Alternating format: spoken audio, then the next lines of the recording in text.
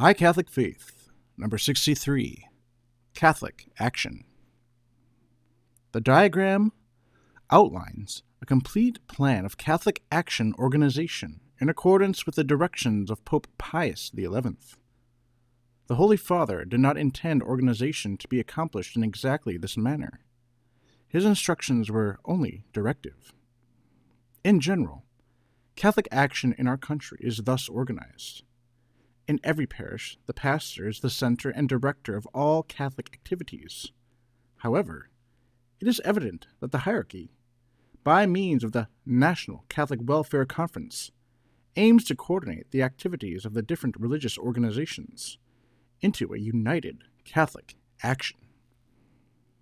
What is Catholic action? Catholic action is the participation of the organized Catholic laity and the apostolate of the hierarchy for the purpose of winning or bringing back souls to Christ. The National Catholic Welfare Conference does not change one fundamental fact: that in each diocese all organizations and activities are dependent on and responsible to the bishop. Number 1. Catholic action is the service and apostolate of the laity, commandeered by the episcopate. It must be dependent on and perfectly obedient to the hierarchy. There can be no Catholic action without an episcopal commission. Since it is a participation, it must depend on the whole, that is, on the hierarchy of the Pope, bishops, and priests, to whom Jesus Christ gave the mission to save souls for him. Catholic action seeks to establish the reign of Christ, to restore all things in Christ, to spread Catholic principles in every field of life. In other words, to Christianize the world. Number 2. Catholic action is religion in action, the result of a living faith. It implies, therefore, personal sanctification, although not directly aimed at it. From this personal sanctification arise works for the salvation of our neighbor, works that make lay apostles of members of Catholic action. Catholic action requires that Catholics should possess solid piety, a sound knowledge of the Catholic faith, and unquestioning obedience to the Pope and the hierarchy. The love of God that fills the heart of a faithful Catholic will impel him to join in the work of converting the world to Christ. It will urge him to contribute his help in all the ways he can in the lay state. So let your light shine before men, that they may see your good works, and glorify your Father who is in heaven. Number 3. Catholic action, therefore, makes of the layman a soldier of Christ, a co-missionary of the priesthood. At present, the activities are channeled through the National Council of Men, the National Council of Women, and the National Catholic Youth Council. These councils are really federations, which, made up of existing lay religious organizations, affiliated to make one whole. In the old days, when Christianity was new in a pagan world, the laity labored with the apostles in making Christ known and loved. Today, the need for the laity's help is as urgent as it was at the beginning. Much that was truly Christian has succumbed to modern atheism. The kingdom of Christ is now divided.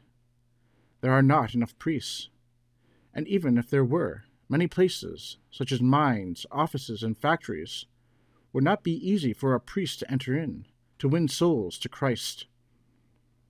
What activities are embraced in the work of Catholic action? Catholic action embraces in its work every form of apostolate. Catholic action takes into account different aspects of the life of man, the most important of which are the home, school, social, business, and civil life. Catholic action gives people a complete shaping, not only religious and moral, but social and specialized, according to their condition in life. It helps them solve problems of life in a Christian way. Number 1.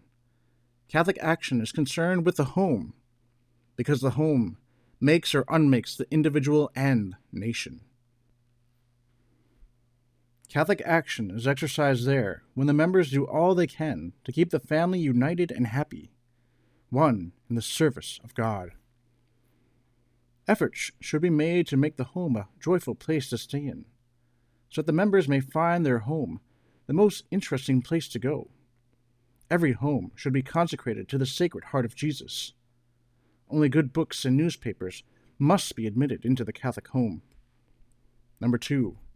Catholic action is concerned with the school, which, especially in these days, influences the minds and hearts of the young so deeply. Many modern parents think they have done their duty when they send their children to school. And so the school must be particularly active in Catholic action, to form those within its walls. The pupils must not only learn their religion well, but must also put its principle into practice. They must live so that a Christian life will become second nature to them, and when they leave the school, they will continue such a Christian life in the adult world.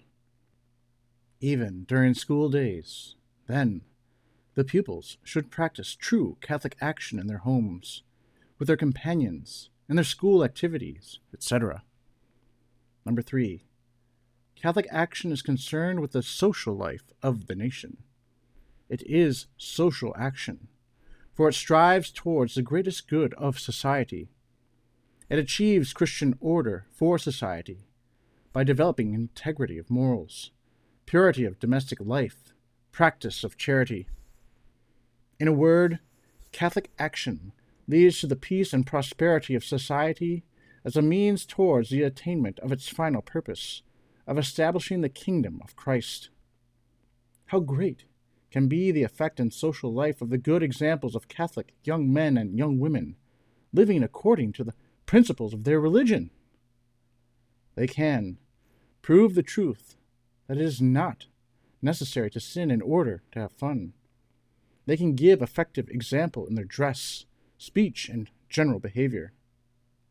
How great the evil, then, of their example when Catholic young men and young women from the best schools act against the principles they have learned, and in social life show themselves immodest, hard-hearted, and cheap in their behavior. In business, the proprietor must be just to all under him, pay a living wage, and be absolutely honest in his dealings with customers and others. Number 4. Catholic action is concerned with the civil life. However, it is above and beyond partisan politics. It does not engage in political squabbles. Catholic action is for a supernatural end, but it cannot be divorced from civil society, since it is concerned with souls who are members of the civil society. It permits what the Church permits. Each member may belong to whatever lawful political party he may choose, provided he acts according to Christian principles. The voter must vote only for honest and capable officials. The official, in turn, must think only of the spiritual and material good of the body he is serving, and forget selfish ends. Number 5. There is variety in the works of Catholic action, and in the means it uses to effect its ends. This variety is according to necessities of time and place. One place may demand the teaching of Catechism, another, the support of the parochial school, another, the defense of the Church's rights against unjust and unlawful impositions of civil officials, another, vigilance over the press and the moving pictures, another, the education of the working classes. In many places, all or most of these necessities, with others, ought to be met. This is why an organization of well-trained laity is imperative.